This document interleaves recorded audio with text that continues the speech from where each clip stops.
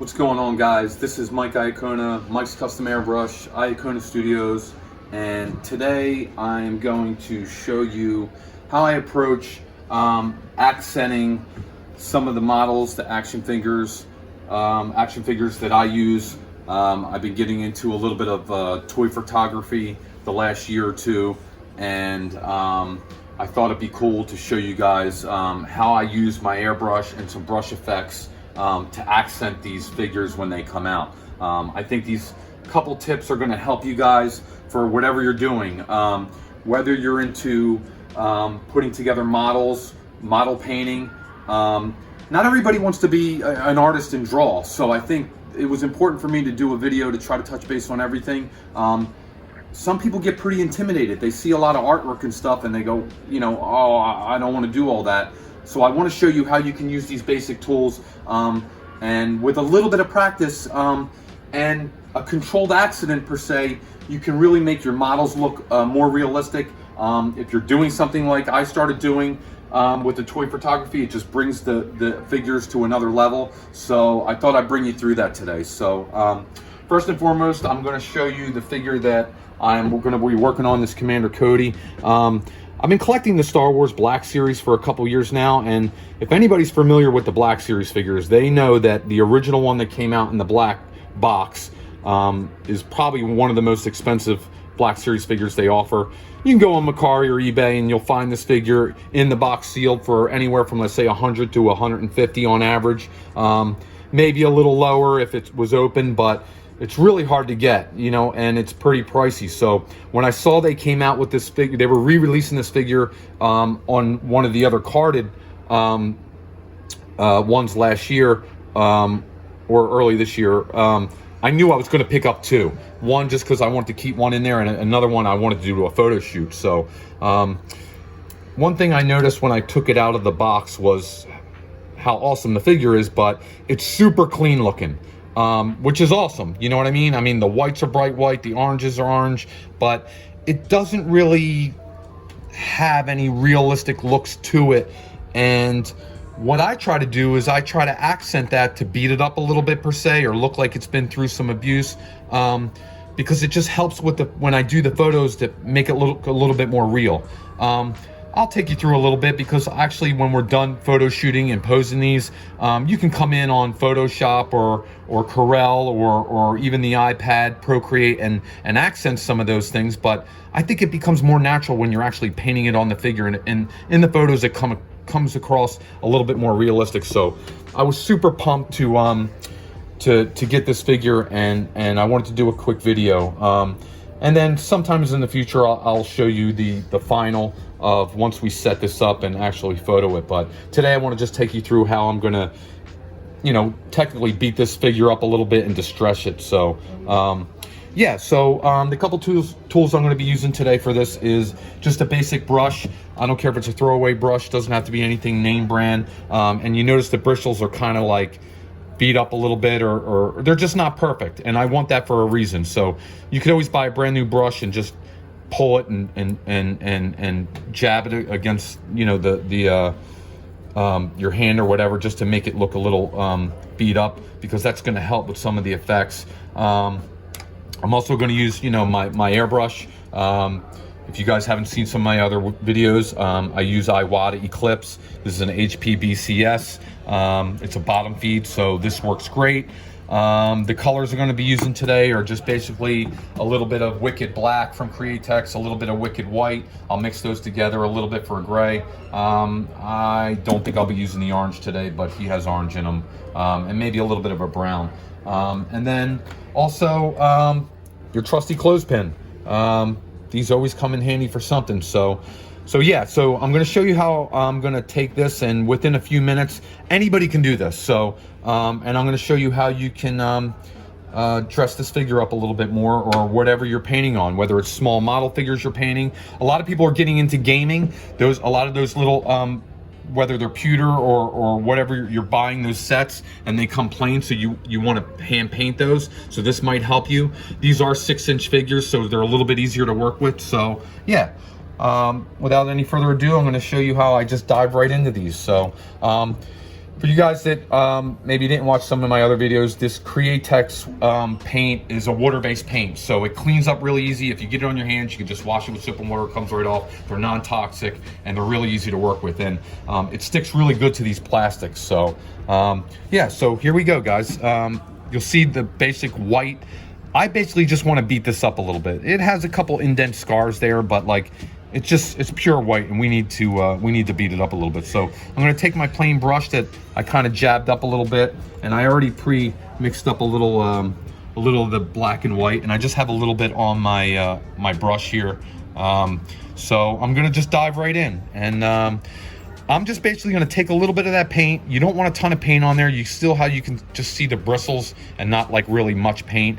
And I'm just going to glide that here and there, and just let it kind of hit wherever it wants, and I'm gonna let the molds of the figure kind of dictate like what's gonna take paint, what's gonna not.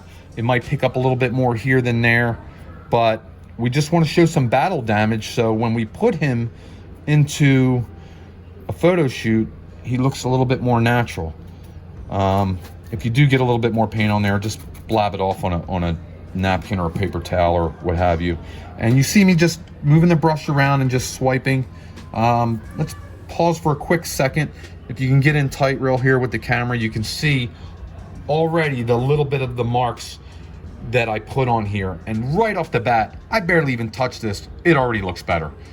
This is a classic example, even if you don't have an airbrush, how you can take a little bit of paint, have fun, and make your figures look more realistic. So, and you don't need to do too much. You don't have to repaint things. I mean, there's guys out there that like will do custom figures and they'll totally take things apart, repaint them, and they're awesome. But I'm just trying to show you how, you, the average person, can just take these tools and really accent some stuff. So I'm just gonna work around the figure, get a little bit more paint, maybe a couple on the shoulder here, show some damage. Obviously the feet are going to take a little bit of damage because you're on the ground. Maybe you had a couple bullets graze past his helmet there. His back's pretty clean, so we're going to swipe a couple there and there.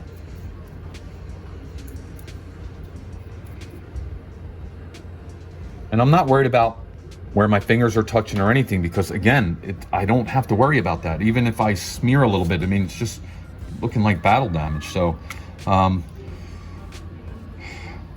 mean, if you look at this already, and what we spent not even a minute with a brush, a little bit of paint, and you can already see the difference. I mean, and that's just a little bit of black and white distress. Okay, so that's pretty cool. So second is what I'm going to show you is a stipple effect, and you can use an airbrush for this, but if you just have a brush and you don't own an airbrush, you can still do this. So basically what I'm going to do is I'm going to load that brush with a little bit more paint, so it's a little bit wet, and I'm basically going to take my thumb and pull those brushes back and let that paint kind of just flick off. People use a toothbrush for this, maybe anything with some bristles. How about we try to show like real tight on this leg, this back calf real quick. You see how it's plain, and now I'm gonna come in and just hit it. And then if you get up close, you see how it just looks like splattering dots. He might have ran through a mud puddle, whatever, but between the brush effects of swiping with scratches and now taking that same brush and kind of flicking paint off, I'm getting two different effects, So again, if you don't own an airbrush, no problem. Go to the dollar store, buy a quick brush, a little bit of paint, and I can just go around this figure and hit them with some dots. So again, same brush, two different effects. You'll see some splattering going on there, and you'll see, that leg's got more dots on it. This one's got some swipe. And again, this figure already looks awesome. So two quick tricks there, guys, you can use with just a little bit of paint and brushes. And then now I'm going to show you, if you do have an airbrush, what you can do to maybe take it a little bit further. So I'm just gonna lean this figure right there for now. I'm gonna pick up my airbrush, and again, this is just the Createx Wicked Black. And I'm just gonna come in with a couple soft shadows, maybe across the chest.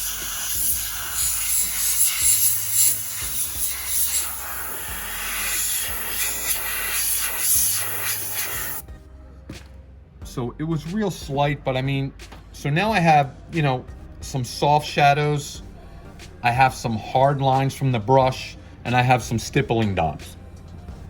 Right there, even there on the foot, like you can see how that little softness just, you know, looks really cool.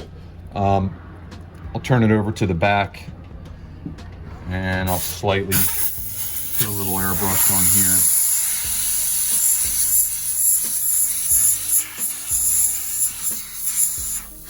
Maybe he got hit with a blaster, so obviously he's got those burn marks that are left over from the smoke. And guys, you see how I'm just kind of dancing around. This is why I said you really don't need to be anybody who has like great drawing skills or anything. It's like kind of like a controlled accident. So, you know, you could always do a little test spray to the side, but like you see how I'm just kind of jumping around this figure, maybe a little bit on the hand.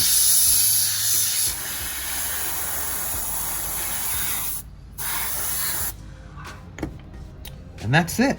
I mean, check that out, guys.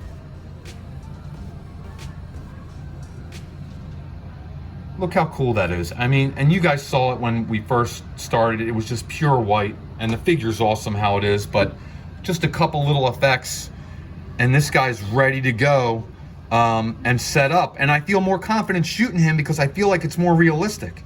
So the next step after this is I'll fart around with some poses and see something I like, you know, put the weapons in the hand, and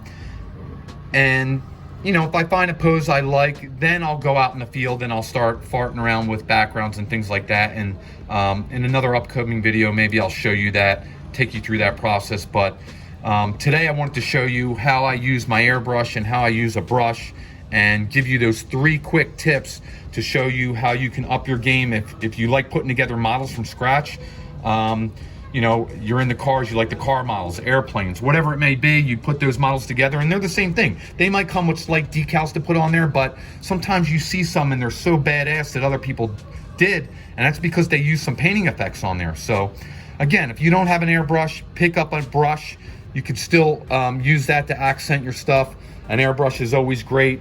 You know, airbrush is my main tool of trade, so I'm always trying to incorporate that. But this figure's so badass, man. I'm so glad I bought a few of these, and I'll still be on the hunt for that original one when I want to spend the money. But yeah, guys, check that out. That's cool. If you have any questions about any of this stuff, please definitely drop it in the comments. What I did was I posted 3 of these images up here, and these are some other figures that I did that are finished products. So this Clone Commander Gree, man, I might have touched him a little bit with paint, but I really set him up. We went through the process. We used some, you know, low-grade fireworks for some effects. Experiment with camera angles. We got some shots, picked it. From there, we brought it into Photoshop, added a little bit of some more, you know, glow effects just to bring that to life. And it came out badass. Next to it, the Cad Bane. God, I couldn't wait to get this figure in.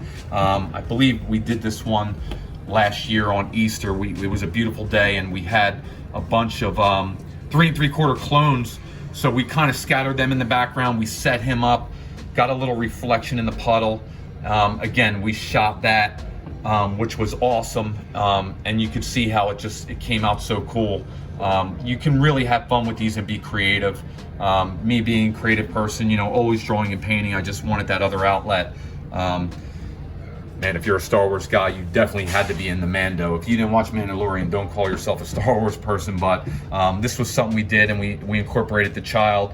And and we had about 100 photos, 200 photos of each of these. When we're shooting and we hit those fireworks, we're just, you know, we're hitting that button and just having it shoot a million photos, and then we're going back and scrolling through and finding what's cool. Like, hey, his face got covered there, or hey, we love too much overkill there. And then again, we take that photo, we decide on it, and then we go from there. And then we're really enjoying this process.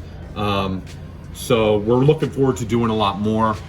This final one was one of the first ones we did, and I'm definitely going to post a video of this because the walker, I definitely did some work on him, because he was just like the figure I just showed you. He was out of the box clean, and even in this photo, you see all the distress marks I had on him. This is pretty badass. I really enjoyed doing this one, man, and when we were done, everything came out really good. We were able to be creative, incorporate, you know, artwork, some toy photography, some digital work, and it just really looks like a real scene. And I just really enjoying this process other than just, you know, painting. So I just wanted to show you guys a couple finished pieces. Real quick, we'll jump over to my iPad. This is when we did the Cad Bane, and then, you know, I'll just scroll through real quick. You see how you'll see different stuff happening as we were taking those shots. Look, he's practically on fire there. That's pretty funny. And then you know, we'll decide on a shot. We'll take that. We'll bring it into, like I said, Corel, Procreate, Photoshop, and we'll finish it off. But we really have fun with these, man. And I just wanted to tell everybody, you know, I definitely wanted to do a video because I think people, like I said, they get intimidated when they see a lot of artwork that I'm doing or other artists they do, and I think they think like, oh, I'll never be able to do that. And I know a lot of people are into model painting and figures and stuff, so I wanted to show you how you really don't need a high level of drawing skills to be able to create some really cool stuff, especially battle damage and different things like that. So I hope you learned a couple tips with this. Yeah, you want to get in close real quick one more time and check that out. I really like doing these, and we're looking forward to doing a few more. Another thing is, I want to give a quick shout out to me being an artist, and you know, obviously one cool thing about, you know, social media is you get to connect with other artists and see everybody's stuff. And one guy that really was inspired, I wanted to do for toy photography, I wanted to try it out, but I got to be honest, one dude that really kind of pushed me off and made me go over the edge and say I'm doing this. So I want to give a shout out, and we're going to leave this info in our stuff below, so definitely, you know, go in the comments and we'll leave the links below. But Sir Dork 730, Jared Middleton, like, that dude's super cool, man. He comes off super likable. He's got a ton of videos on YouTube. He's on Insta, and his stuff is really awesome. And I got to be honest, I think it was like during the pandemic, like a lot of people, I just kept watching his stuff, and it was crystal clean. He was really easy to you know, he was explaining things, and it was just, he dumbed things down, man. And I really liked what he was doing, and I really want to say thank you to him, because he inspired me to definitely walk the plank and start grabbing some figures and doing some stuff.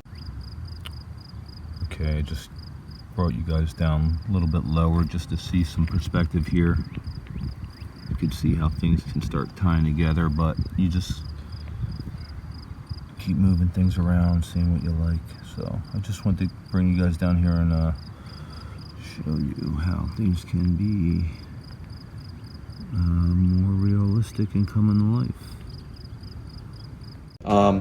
So thanks, Jared, for that. And if you guys are totally into that, definitely you got to follow his stuff, because he takes stuff to a whole nother level, where my stuff's pretty cool, don't get me wrong, but I'm just kind of getting into it. Another guy too that I found through Insta was George Struberg. Again, I'll leave this link in there. Man, you look at some of these guys' stuff and you're like, wow, this is awesome. And they really take you through how they set up and everything like that. I'm not sure if they did any videos on actually painting the figures like I did, but obviously for me being an actual artist and drawing and painting, definitely I was going to grab these figures and try to take it a step further. Not saying they didn't do any of that, but definitely shout out to those guys. I want to thank you guys for inspiring me to do this. And yeah, guys, so definitely check out some of my other videos. We'll leave the info in the links below for everything. Look forward to doing another video with toy photography and stuff like that, so we'll be dropping that soon. But yeah, I hope those little steps helped you guys.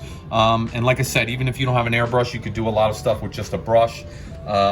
Hit me up if you guys have any questions, man. Leave it in the comments. I am the first guy that wants to help everybody. I've been in the game for 30 years as far as being an artist and actually doing it as a business. And I just noticed when people came in my shop through the years, I was really excited to try to help them and get them started, or give them out any knowledge that I had. When I was young and I was trying to ask a few guys that were out there, I gotta be honest, nothing against some of those older heads, but like if I go back to the early 90s, or even 1990, when I was trying to pick a guy's brain, when you would see a guy, everybody was super standoffish, like you were gonna set up next to them and take their business. So I noticed one thing, man. Anytime people came in and asked me questions about artwork or airbrush, I stopped what I was doing and I jumped to the gun to want to help them. And that's just my passion for art and wanting to help people. So yeah, man, definitely check anything out and don't hesitate to ask me any questions. And then till next time, wait for the next one. Thanks, guys.